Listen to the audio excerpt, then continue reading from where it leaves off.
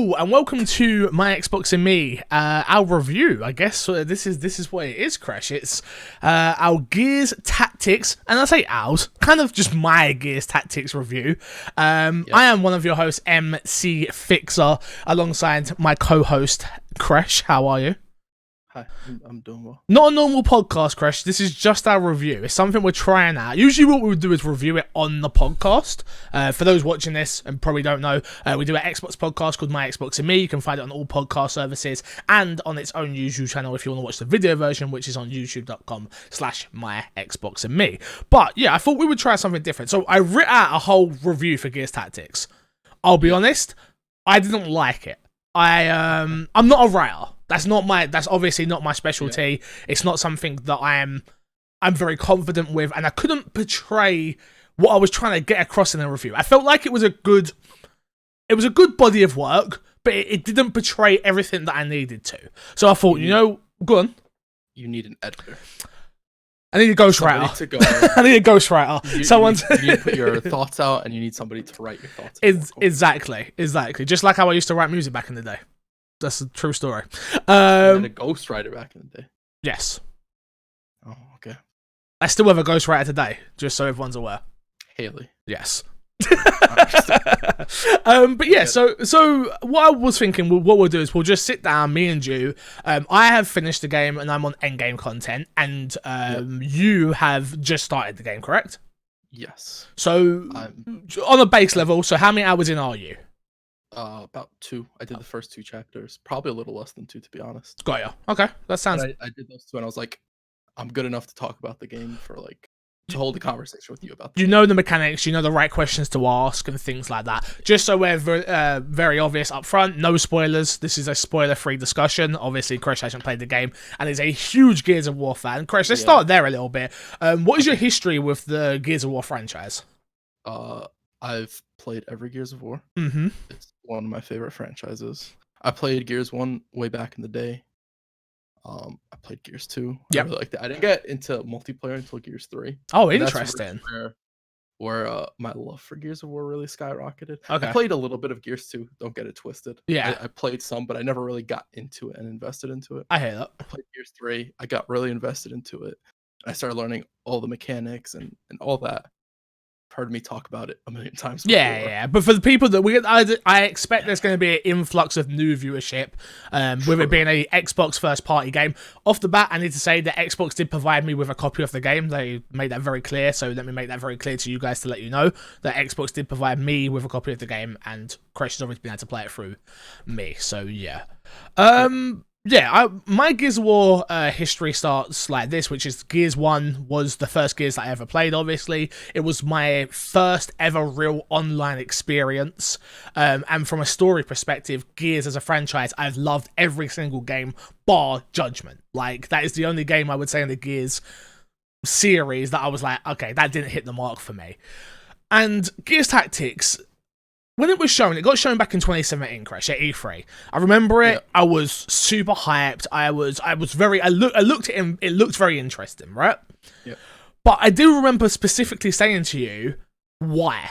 Why are we getting this? Why do we need this? Why? Gears of War is a third-person cover-based shooter that I love, and it means a lot to me, and I want to keep it like that. They don't need this real-time strategy game. Like, why? Yeah. And go on.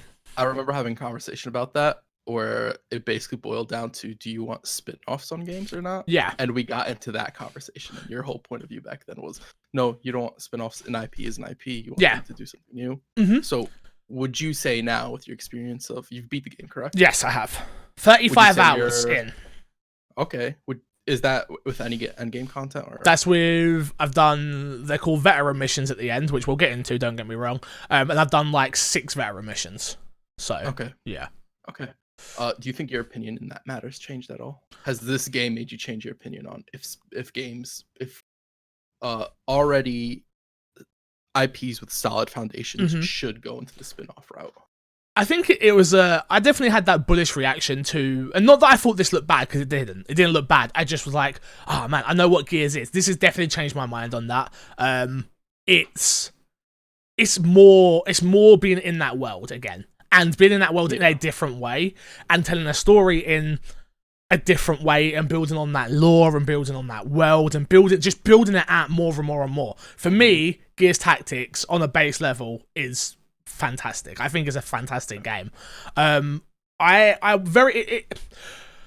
start off with, obviously it's broken down into 3 acts and I'd say it has around 6 different mission types that you do on that journey, which I think sounds like not a lot. It doesn't sound like that's a lot of content on a base level, right? It doesn't sound like 6 mission types. Well, what does that mean? It's like, well, no. So there's 6 different mission types. You've got I've got notes. Let me make sure I get the names of this all correctly.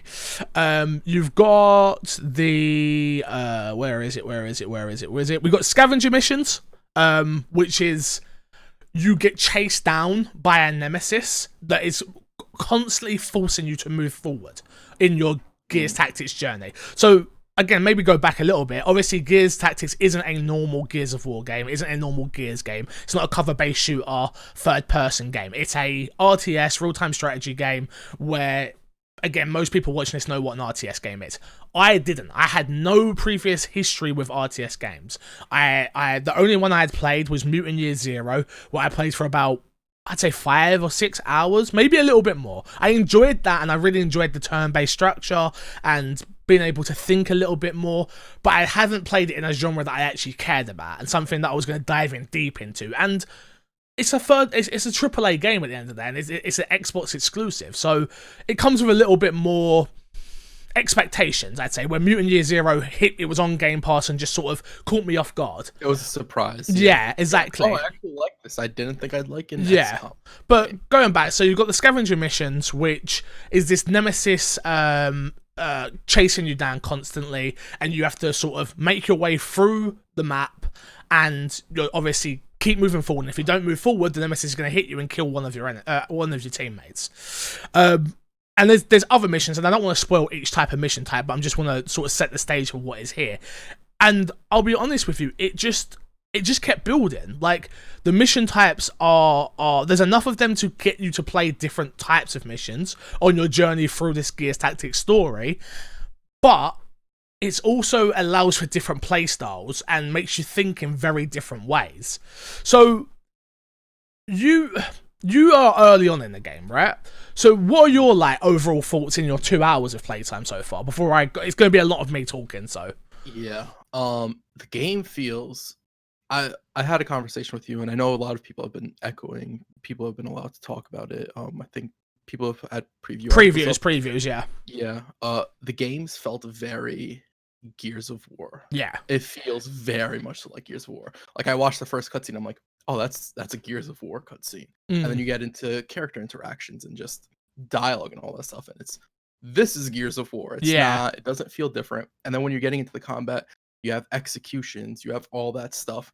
It's slightly different. It is a different way to intake it. Yeah. But it is still, at the end of the day, it is very, very Gears of War. It doesn't try to be something else, and it doesn't want to be something else. Yeah, and I think that's the game's biggest compliment, honestly.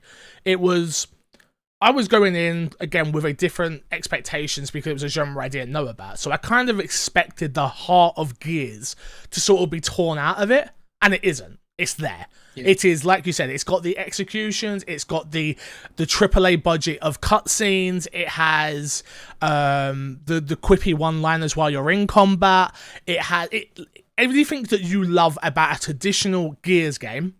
This has that, but in an RTS style. Yeah, I fully agree with that. Yeah, the big thing for me was his executions, where I expected there to be executions, don't get me wrong. I expected they were going to be there, but I didn't know if it was going to just be the same animation or something, again, because I had such warped expectations for what this game actually is and what it was to become. So playing it, I was just blown away by the fact of each execution has its own style, which is with the sniper, with the lancer, with the retro lancer, with the shotgun, with the Nasher, with the grenade, just all of it. It's just like Gears of War, and it very much reminds me of when I first played Gears of War. It has that wow factor when you're playing it. Yeah, the first time, pretty early on in I think it's the very first one, you have the emergence hole pop Yeah, up, yeah, and it yep, sort yep. of gave me the feeling of when it first pops up. Of course, I know what it is now, so it's not the same impact, but it is, how do I deal with that? What am I supposed to do? There are characters with grenades, and you could get completely screwed over if your character doesn't have a grenade ready right It, away, right? so yeah, Because you have the cooldown. of course. And so me and Haley played through. We played through the first half of the game co-op, like together, making those decisions together and stuff. And I remember that moment specifically, which when they first, I was like, I'm throwing a nade down it, and she was like, if that works in this, and I was like, of course it's gonna work. It's Gears, and I threw it down, and it worked. And you're just like, oh, thank God! Like they didn't take that away. Like that's not missing. Like that's something that it sounds so small and minuscule and not important, but it's so important in the grand scheme of things when you really think about it. Yeah. And granted, I've only got up to chapter 2. I beat chapter 2. With it feels like everything is very Gears like. When you fight the wretches, there is a bunch of them. It's not just one, it is a group of them. It just, I have a feeling, and you can correct me if I'm wrong, every time they introduce something that you already know, it's going to be a similar introduction in a new type of gameplay, which I'm very excited for. That's exactly what it is. It's similar enough that you know how to deal with this obstacle that's being put in front of you, but new enough and different enough because in a different gameplay style. Yeah, so you have to learn, how am I going to approach it in this game? This is what I normally do, so I have to find out how to transition that idea into this game. Exactly. I really like, I think is really cool. It's honestly, it's one of those experiences that it's stuck with me a lot longer than I was expecting, where like, nowadays when I finish a game, especially being in the industry for as long as I have been now and playing a lot of games and stuff, it's sort of like beat a game, move on, beat a game, move on. Where this, I'm like, oh man, I can't wait until the review embargo's up and I can stream this game so I can play it more and I can grind out that end game content and keep building out my recruits and stuff like that. So yeah, you're so early on that I feel like I've got to sort of drive where we're going from here, which is like, obviously its story is Gabe Diaz, right? Gabe Diaz is Kate's dad, which isn't important in this story at all. It's nice that it's there, but it isn't important. So, go on. Question: do you think that helps it, or does that hinder it, or is it completely irrelevant? I think it adds a level of coolness. Like it adds a level of like, oh, that's a nice little story arc, and it makes a lot more sense towards the end of the game. Again, no spoilers. But it's not beating you over the head like this is Kate's dad, this is Kate's dad. No, this is Gabe Diaz. This is his story. This is his journey of what is happening before Emergence Day. Before, don't get me wrong, this world is already in disarray. This world is already under attack and stuff. But it's before the big moments. It's before, and it's easy for that to sort of go unnoticed. And again, I think its biggest compliment in terms of its story is it fills in gaps in the Gears of War lore and the Gears of War story that I didn't know, obviously, because it's now been made, but I didn't know I needed, and I didn't know I wanted to be known. Do you know what I mean? I didn't know I wanted to know what happened before. I didn't know I wanted to know how certain things were to become. And this story tells you all of that. To be fair, there are also books and comic books as well that I'm pretty sure cover a lot of that information as well. I'm sure. Again, I'm just thank you for the full transparency. I've not read any of that. I am strictly a Gears 1 to Gears 5 and Judgment game. That is my story arc of Gears. So this just sort of added upon that so much more. Yeah. For me, just my little time in this game with this, I kind of want them with future Gears Tactics titles, if they do decide to make more, which I really hope they do. Is, will they keep on building what they already have, or will they start going into more of the other stories that they have unexplored and some of the other aspects of the world? Because one thing that I noticed, and Gears of War has always been a very gory game, but I felt that they've kept a certain amount of gore, and you can correct me if I'm wrong, but when you see the grunts for the first time, which I don't want to spoil, I did think that was a very grotesque scene.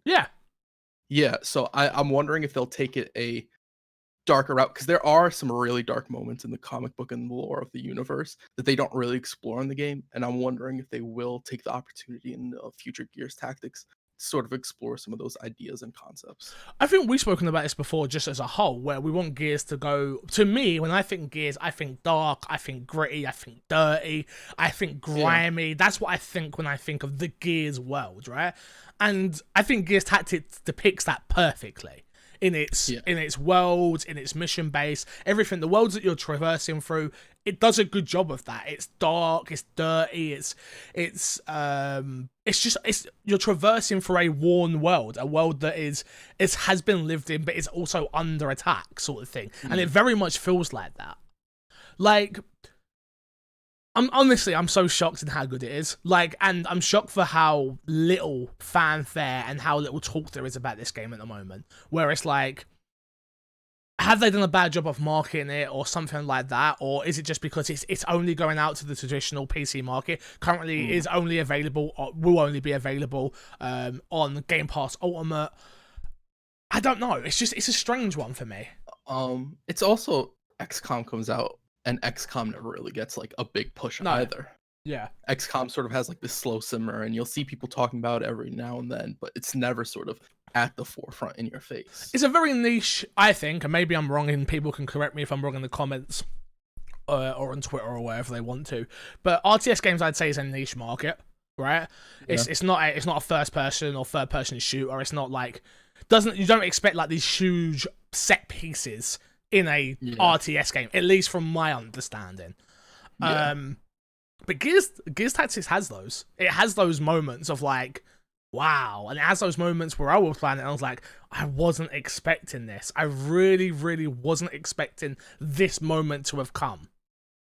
So yeah, it's a lot of fun. We got a couple of questions, Kresh. So let me I can't get to them. Can you get to them? Yes, I have them here. Oh, perfect. So you want me to just go down on the list? Just start with the first one, and then I can riff off of them. How does it compare to modern comparisons like XCOM 2 or Phoenix Point? So again, I've only ever watched Kresh actually play XCOM, so I can't really talk about it into depth like that. You can, because you've played a little bit of this, and I've played a ton of XCOM. So how would you say they compare? I think it is. I think they're very similar. I think one of my takeaways so far, which I'm sure will change because I haven't really recruited people and I haven't done that whole process, is that you do play with two story characters from the jump, and those story characters have to make it to the end alive. So should we riff off of that real quickly?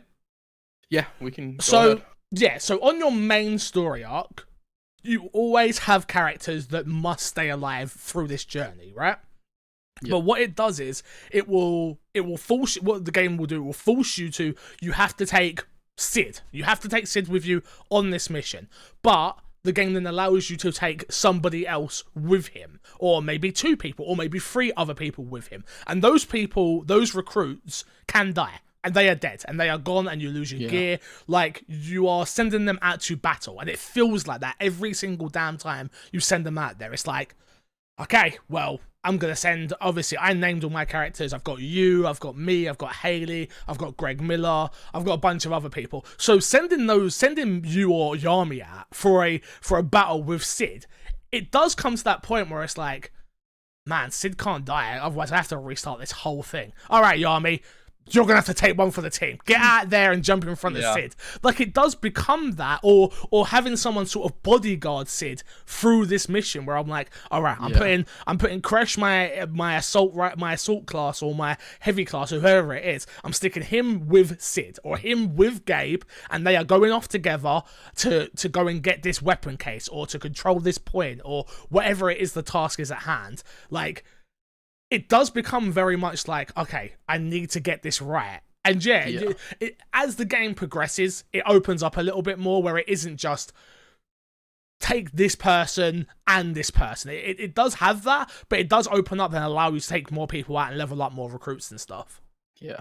To be fair, it also, I think that idea also works in a Gears game, because we've seen it multiple times in Gears games where it's like, this mission needs to get done, and you will see a character sacrifice himself. You see, spoiler for Gears 3. Yep. When Dom kills himself. Yeah. Or Gears 2. It's Gears 2, right? Yeah, it's Gears 2. Yeah. Yeah. somebody's gonna kill me if I got that wrong. No, you're good. Dom kills himself, and it is sort of like that sacrifice. Like, oh, Yami has to get sacrificed here for the mission. For the mission, yeah. It sort of fits that narrative of what Gears is about. There is always a bigger end game than this baseline narrative. You are part, as well as the cutscenes and as well as the story that's being told in this world. You are creating that story. You are on that mission. Like for me, I play Gears of War, and it is you are on that mission, but it's very much I'm playing it to get to the next cutscene, right? For the story to keep telling me, and you've got your little tidbits here and your collectibles here. Where Gears Tactics really feels like I'm on this journey with this team that I am building. I'm building this team out, and I am taking them on this journey through this story. And yeah, don't get me wrong, we're still getting the cutscenes and stuff. But yeah, we lost good men in this war. Nothing. Yeah. When you hear that line, or when that line comes up, it's like, yeah, we did. Don't forget about Kresh 1.0 and Kresh 2.0. They're both dead. Like, like we did. We lost good men in this war, and at the end of the day, that's down to you. It's your fault. As the commander, as the chief, as the leader, it is your fault that those soldiers are dead and they have died on the war. It leaves a lasting impact. And also, to be fair, there are people who'll play XCOM and they will restart a mission if someone dies. And I did that. And I totally definitely did that. But as I was progressing through, I was learning more as well. That I was like, no, yeah, this is the story I want to tell. I want to be able to come on this podcast and be like, bro, Yami got blown up by a boomer. It happened. Yeah, but he saved everyone else in the squad. But if he didn't do that, we wouldn't have got to that next point. Like, you want those stories that you built with your platoon at the end of the day. Yeah. No, I completely agree from my little experience with this game and also XCOM. Yeah, from a comparisons point of view for the gameplay, how does it differ? Because obviously I don't play XCOM, I haven't played it. How is it different? Do you have stuff like an Overwatch in XCOM and stuff like that? Yeah, you do have Overwatch, you do have all that stuff. I haven't played XCOM in a while, but I'm pretty sure in this, as opposed to XCOM, in this, when you Overwatch, it's based on how much AP you have left. Got you, yeah. So if you have 3 AP, you'll get 3 shots on people. In XCOM, I'm pretty sure it's just if somebody crosses your sight, you get a shot on. Which I really the whole AP system in this, it's the fantastic. Way they do it is really, really good. Fantastic. Right? You want to go into that a little bit? Yeah, I mean, for me, it was that thing where, because it's so new to me, and I just assume every RTS is like this, so I don't know how the AP system works in other RTSs, but it's very easy to learn, hard to master type thing, where it becomes like, okay, each move takes an action point. It's the AP points of which we're talking about. Yeah. So everything you're doing is contributed down to AP. And I've shot about 8 Let's Plays in this. I don't think they're all going to go out in the end. But at first I didn't get it. I didn't understand that it was kind of like a game of chess where it's very much, okay, I can put this person here, but if you down, let's say you down a locust, right? So you down a locust, I wasn't executing locusts. I was just letting them time out and die and bleed out, not realizing that if I chain together so let's say Gabe shoots a locust down and Sid then executes him, that then gives Gabe an extra AP point to then move again and put himself in better cover. So then it does become like a big game of chess where it's like, okay, I'm getting this person to do this, and then this person's going to do that, and then if I do this, it's going to give everybody, if you start getting passive skills and different abilities, and obviously you got your skill tree and stuff like that. It's like, if I get this person to do the execution, it's then going to allow for everybody to get an extra AP point, and it just becomes this really meticulous process of like, okay, how are we going to do this? And to really sit there and go, look around the map and go, all right, I'm putting this person over here. That's going to cost me 2 AP points. But then I'm going to put him in Overwatch, looking over to the right-hand side. I'm going to put this person here, which is going to cost me 1 AP point. But then I'm going to shoot once and then put him in Overwatch, which is going to cost me 1. It just becomes, like I said, this big game of chess. And also, go on. You go. I'll talk about. And then Haley was saying, it's like, oh, very much reminds me of D&D, and I was like, yeah, it does. And then obviously the article come out the other day on Kotaku that this game started as a board game, and I was like, oh my god, give me this game as a board game as well, please. Like, it's that much fun. And if I'm liking it in a video game sense. I'm going to love it in a board game sense. And like I say, it works. Everything is just woven together and strung together, and it all works. It's that level of, like you say, it's the AP system on top of the fact it feels like Gears, on top of the fact it has great cutscenes, on top of the fact it tells a somewhat interesting story, which we'll get into a little bit. It just all works, and I'm so shocked in how much it does work. Yeah, I like back to the executions and all that. I was playing earlier. I had 3 points on someone, and I forget who the secondary story character is. I forget his name. Which one? The first one, you get the bald dude, Sid. the one with the eye patch. Sid Redburn. Yeah, that's what you're on about. Yeah. Okay. So Sid goes in, he gets the execution. Everybody gets an AP point. Yeah. And then I have 4 AP points on Gabe, and I decide, hey, I only have 3 shots left in my AR. Yeah. I'm gonna switch to my pistol. Yeah. Take a shot at my pistol, even though I have less of a chance to get it. Hope I get that kill. Yeah. I get the kill, and then I'm like, okay, now I can go into Overwatch with my 3 points and my 3 bullets, so I can get the full value of that. Because if you have less bullets, your character won't switch the pistol. No, it just ends. Yeah. So you basically waste AP points at that point, which I really, really, it made the system that much more deeper, and the fact that there is that much thought put into the system they have, that they didn't just sort of like, hey, you'll get AP points if you execute, and sort of shoehorn these ideas. Well, and like, hey, we just took a XCOM game and made it with Gears characters. To build a little bit more off of that, and again, I don't know if this is in XCOM or not, but it's like there's a passive skill or a skill ability that you have that's like a 25% chance that your character will shoot again. Like, so I'll shoot with Gabe, I'll shoot somebody, and then there's a 25% chance that he will shoot again. And then there's a chance I've got another one where it's like, it's a chance that he'll shoot again for a 3rd time. But what ends up happening is it can end up screwing you over if you don't think about it, right? Because he might have not reloaded his gun, which costs an AP point. So I'll shoot once, he'll shoot again, and then he's down to 0 on his ammunition. So then the next turn I've got to reload. It's like, really does come down to really thinking. Really thinking, like I say, and it's a big battle of chess, a big battle of thought process, which again, that's not what I like in games. I like to just run and gun. I like to just sprint in, blow people's heads off with the Nashar, especially in Gears games, and just have my fun, get my story told, and get out. No, the fact that this kept me for so long and and I still want more, it's just remarkable. It really is. Do you want to move on to the next question, or have you got more to add? No, I think that's about it for me. Cool. So Nova asks again, another question from Nova. Does it expand on a separate story or one from the characters we know? Yeah, so Gears, like I say, Gears Tactics takes place before the big moments in Gears of Gears lore, and it tells a story of Gabe Diaz and his journey on going to assassinate. It's pretty much an assassination story, right? You have one objective throughout this whole story, which is to go and assassinate Ukon. That is your job, and through that journey you're going to meet other characters, and you're going to build an army, and you're going to learn more about Ukon, and learn more about the COG army, and obviously President Prescott is there as well.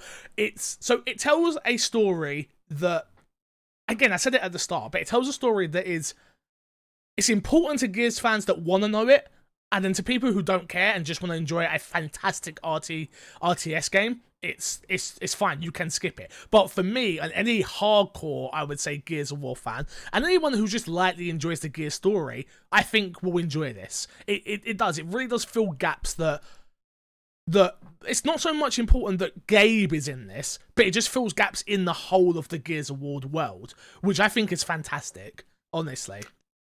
Do you think that this story featuring Gabe and all that stuff sort of is a stolen moment from a mainstream Gears title? No.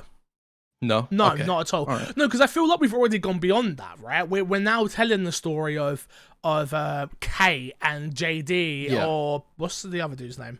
Marcus? No, not Marcus. What's the what's his name? JD.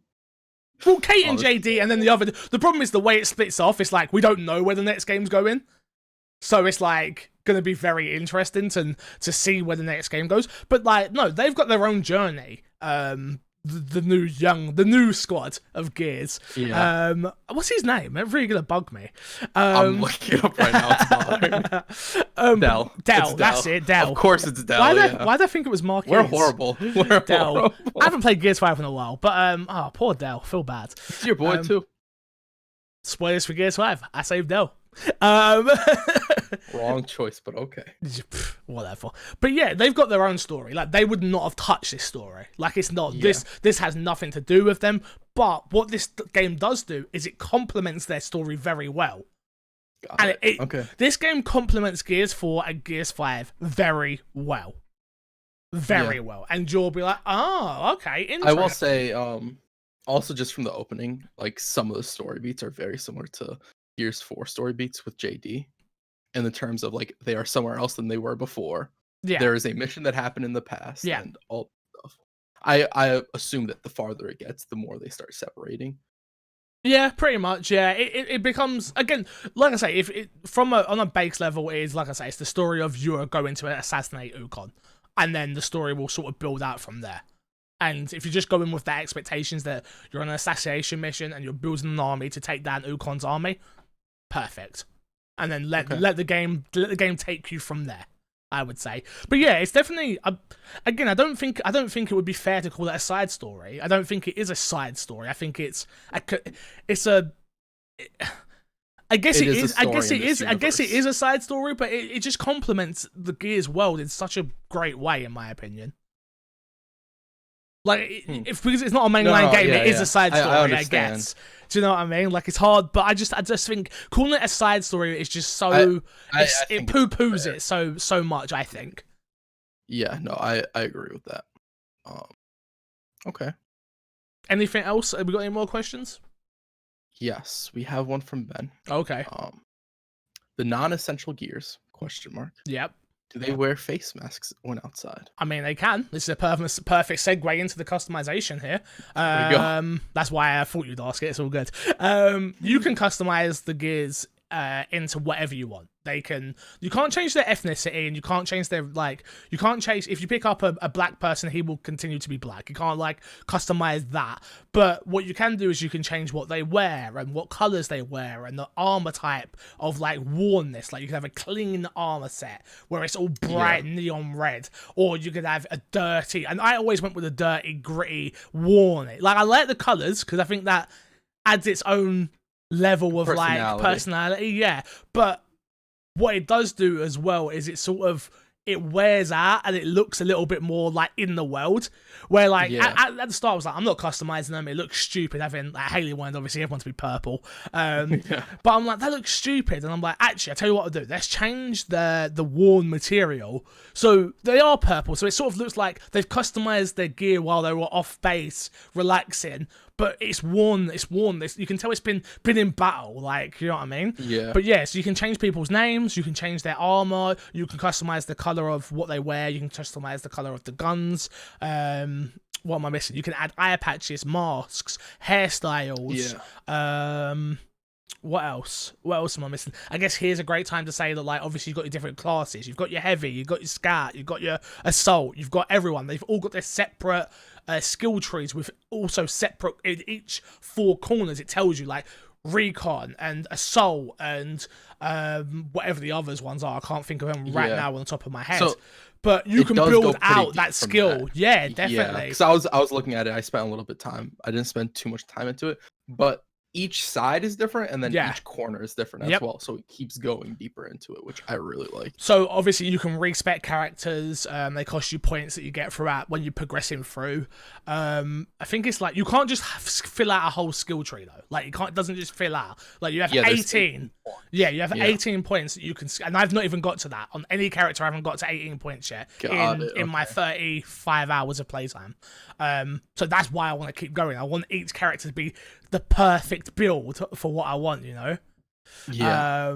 But yeah, it's like I say, there's a lot of customization here if that's your sort of thing. It's not my sort of thing, but go ahead if you enjoy it. Perfect. Yeah. I know there's definitely one more in there if I'm not mistaken. Two more. Okay. This one's from Paul. How much replay value does Gears Tactics have? So yeah, I'd say that I ended the game on about 31 hours, right? So I'd say maybe 32. So probably maybe only like 3 hours into its endgame content. What the game then does is it opens up veteran missions. And I can't talk too deep into this because I just generally don't know. I've not got that deep. What it ended up doing was it was like the mission, the game's over, blah, blah, blah, but Gabe still wants to go and clear out the area. So what it ends up doing is it gives you a harder mission type in this veteran difficulty of missions with greater rewards. So each mission type, I should say, each mission type has rewards. So, and modifications. So we'll get into the rewards first of all. So you've got like your base reward that you will get for completing the mission, which might be like an epic case or a rare case. Again, no microtransactions or anything like that. There's literally nothing there. Like, you don't need to worry about that sort of thing in this game. But so you've got your base one, then you've got like underneath it, you'll have like your optional mission bonus, which would be like, don't use a frag grenade, or defeat this mission in 15 turns, or control both control points at the same time for 3 consecutive turns, like, and then that will be like a bonus of like, this will give you a legendary weapon piece or something like that. And then the modifications will, as you get deeper in an end game, especially on side quests, it'll be like locusts do 300% more damage when 300% more damage done, or locust throwing distance is 200% better, and stuff like that. So it then has a lot of replay value in that way. My speakers are putting off a bunch of static for some reason. I'm like, what the hell? But yeah, so I think there's replay value there. I still want to keep leveling up my army. I still want to. I don't know exactly what happens at the end of, like, so you have your side mission veteran missions, and then you have your main mission veteran missions. But I've only done like, I think I did 4 side missions and 1 veteran mission. It gave me 1 veteran point at the top. I'm not sure how it expands beyond that yet. I'll be able to report more on my Xbox and me next week. But yeah, so I'm just waiting with that one. Okay. No new game plus? I don't know. I don't believe so. Not from what I saw. Okay. It was more this story's going to carry on, and got it. It not like it's not actual story, but it's like side missions, veteran missions. That's what it seems like. I didn't see a new game plus. No. Is there room for a sequel that directly ties to this, or an expansion that they could release in the future? I don't think we'll get an expansion. I would love a number 2, but it doesn't end. It ends, like I say, it very much ends with, we have finished our mission. Which, take from that with whatever you want. And we finished our mission. Hey, people that are with us, they stick together. I personally don't want to see another story with Gabe and this cast of crew, but I'd love to see something else. I'd love to see. Gears did that fantastic thing with Coltrane, right? In Gears 2, no, 3. Gears 3 it was, right? Where he does the mission where he runs through the stadium and you go back to his hometown. I'd love to have seen what Coltrane was like before all this, and what he was up to as a football player. Or, like, I'm not saying that's what we should get, but I'd love that sort of offshoot story. But I definitely think there's room for a sequel. I think this cast and crew's story has been told. It's done. Yeah. I hope that's the case, because I do think that there are a lot of Gears of War side characters that I really like that we haven't necessarily seen in a Gears of War game the way we should have, or haven't gotten the time. Like, Alex Brand is one of my favorite Gears of War characters. Yeah. Only in the comics. She was a character for multiplayer in Gears Judgment. Yeah. I pre-ordered from the Microsoft store for her. Yeah. A mistake, I know. But yeah, I'd love to see something like revolving around her, right? Or there are plenty of other characters that we could explore. Yeah. So I really do hope that Gears Tactics for them is like, here's a set story, here's a set piece, and we're going to sort of put it out. And maybe the possibility of an expansion with that crew, I think that'd be fine. Yeah. I don't know if with Gears of Tactics they're planning that, because they don't know the success of it. And if you do plan something like that, I think you have to do it early enough, so who knows where they are with that. Yeah. But yeah, I agree with that. Yeah. But to really answer the question about replay value, yeah, there is replay value there, because you're going to want to keep building out that squad. I don't think there's like, you're going to just, the game continues in a way where it's like, there's more. And like I said, the mission types, you can keep doing them. There's modifiers, there's stuff to keep you interested and for it to keep being challenging as well. So I definitely think so, yeah. Okay. What is next? Question. Yeah. Okay, Yami asks 2 questions. First question is, if it wasn't on Game Pass, would you buy it? Yes, 100%. But I'm a huge Okay. Gears. Again, up front, I was provided a code by Microsoft, just so we're very clear.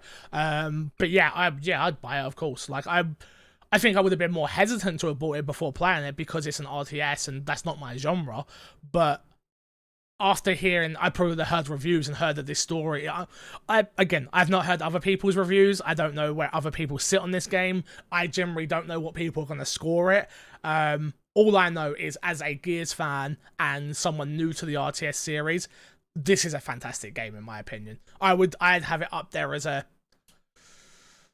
I don't like scoring things. This is why we do these review discussions, because I think it adds for a little bit more context to what I'm saying, and you can see my emotions. I'd probably give it somewhere in like the 8, 8 maybe. I don't want to do 0.5, so I'd be like 7 8s. I think definitely higher 7, 8, 8 be where I'd go. I think that's fair. I think. Okay. Next question. Can you use an Xbox controller, or is it strictly mouse and keyboard? Nope, you can use an Xbox controller. I haven't, just because I don't think. I'm sure it plays fine, so I didn't check it out because I just didn't think about it. But it is there. I went into the accessibility options, just to see if they had other options for people. There's a ton of accessibility options. I think you can even plug in the accessible controller with this and stuff. So that's amazing. It also does it does a fantastic thing where, the side missions, like when you get a side mission, it starts the mission up, and like when games give you like a blurb of text in like the bottom right hand corner, where it it'll be like, oh, we're going on this mission, man, and yeah, it's gonna suck and blah blah blah blah blah. Gears actually has all that VO'd. It's all voiced. Got it. Okay. And me, I absolutely love that, obviously, because I'm like, I don't have to read it to get the full context of what I'm doing. It's like, it'll be something like, someone needs this part for something, and it'll just be Gabe like, hey, I'm not gonna say the name because I think that's a spoiler. Like, this person needs this part. Time for us to get on our bike and go. Blah blah blah blah blah. Like, it doesn't say that verbatim, but it just added that level. Really good text. That's whoever wrote the script. Good job. But yeah, I really enjoyed it. Yeah. Really liked it. Yeah. So yeah. But yeah, there is controller support. You can play it with controller. If you're playing it on PC, I wouldn't. It plays fantastic on the mouse and keyboard. Like I say, everything just works. I think games like this generally work better on a mouse and keyboard. Yeah. I know I played XCOM on Xbox, and I've also played XCOM on PC. It plays a lot better on a mouse and keyboard. Well, it's on PC for a reason, right? Like that, the way they want you to play this with a mouse and keyboard, it again. I didn't really use the numbers. It's all like you can click numbers for each thing. I was very much clicking everything with my mouse, even when it comes to space buying. Yes, maybe it's just because I'm a novice when it comes to these type of games, but I was just like, click, click, click, click, click. I was fine with it. Fine, enjoyed it. Fine, so, yeah. Okay. That's it for questions, right? Yeah. That is it for questions. We're up to about 45 minutes in talk now. Is there anything I've not touched on, Kresh, that you think we need to talk about? Touched gameplay. Touched characters. Touch story, systems, execution, story, voice acting is good from what I can tell. Fantastic. Yep. It's no one stands out of place. No one stands dumb. Like, usually in like these side games, it's like a character's like, "Oi, governor!" Pee pee pee. Yeah. None of that crap. Thankfully. Again, it feels like a Gears, a AAA Gears game. That's what it feels like. Yeah, I will also say my PC is very old, and I was able to run it. I have a GTX 960. I was able to run it on medium settings. I bumped up some of my settings to high. I was able to run it fine. Probably couldn't go higher than that, but if you do have an old PC and you still want to play this, I do think that avenue is there for you. Again, just to stress, it is on Game Pass. You should play this. It's on Game Pass Ultimate for PC. If you have Game Pass, 100% play it. There's at this point, there's no point in reason not playing it. If you're a hardcore Gears of War fan, play it. It's worth playing. If you are an Xbox fan and you can play, and Xbox doesn't get exclusives, when this game comes to Xbox, Play it. Please play it on Game Pass. If you don't have Game Pass and you're like, I have $60 to spend, get the game. I do think it will be worth it. As long as that's a good question. That's a good question to ask though. Is it worth $60?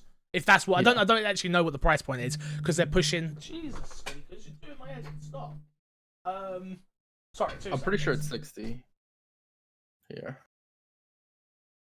Yeah, I'm not sure on the price.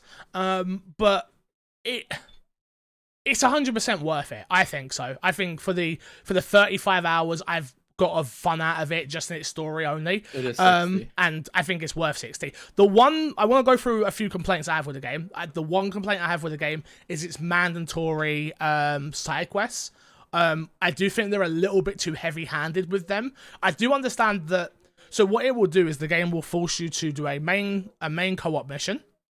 And then it will offer you, then it'll be like, now you have to do these 3 side quests. A main story mission, and then you have to do these 2 side quests. And a main story mission, then you have to do, and I didn't like that. I do understand the purpose of it though, which is it's very much, you're leveling up your crew. You are building to this mission, which the side quest has you doing.